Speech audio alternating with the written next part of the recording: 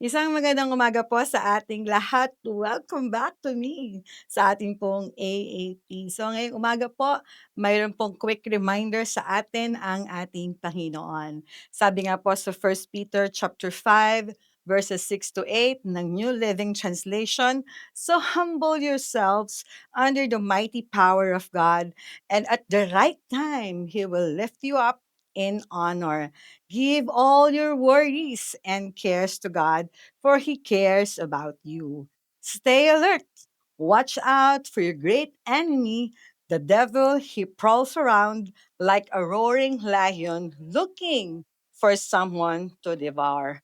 Ito po yung truth na nais nating malaman at marinig ng Panginoon ngayong umagang ito para sa bawat isa sa atin. Mga kapatid, Jesus cares for you. Hindi lang siya basta care, hindi lang siya basta God loves everyone. This is personal. Ikaw mismo. Kaya kung pagod ka na, kung stress ka na, kung may pinagdadaanan ka na hindi mo masabi sa iba, God is saying to you today, ibigay mo yan sa akin. Yung word na casting, ibig sabihin, ibigay, itapon, ipagkatiwala natin sa ating Panginoon. Ang sabi nga nila, let go and let God. Hindi yung hawak mo pa rin ang iyong problema. Kunwari ay iniyak mo na, kunwari ay isinuko na. Pero ang totoo, nakakapit ka pa.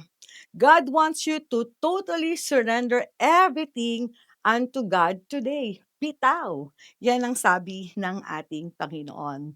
Yung worries, yung anxieties, yung fears mo about the past, yung fears mo about the future, and yung fears mo even to this present time. Hindi mo kailangang i-carry yan ng mag-isa. Kaya tayong samahan ng ating Panginoon sa lahat ng panahon. Sa pagsama ng Panginoon, mayroon din siyang warning na ibinigay sa atin. Ang sabi niya kanyang teksto, be alert. Tayo ay magbantay. Kasi yung ating kaaway gusto tayong maniwala na tayo ay mag-isa na lang, na tayo ay walang kwenta, walang silbi. Hindi tayo mahal ng Panginoon.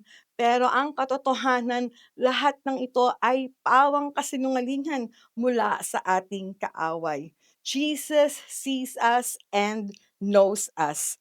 Alam niya ang mga pinagdadaanan natin, and He truly cares for us. So today, lumapit, manalangin at magpakumbaba tayo sa Panginoon. Admit that we need Him into our lives. I-surrender natin ang mga bagay na nagpapabigat at mga bagay na nagpapalayo sa atin sa ating Panginoon. Ibigay natin itong lahat sa Kanya. Maging aware at magtiwala tayo at huwag tayong magpadala sa kasinungalingan ng kaaway. Pangako ng Panginoon, I will never leave you nor will I forsake you. Manalangin po tayo. Panginoon, maraming salamat po sa iyong paalala.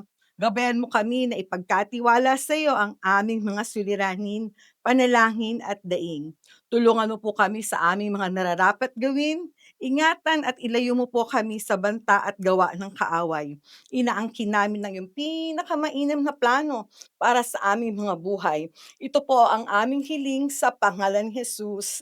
Amen. Amen. Tandaan, mahal at mahalaga ka sa Panginoon. Panghawakan mo yan today. God bless everyone. Have a blessed morning. Bye!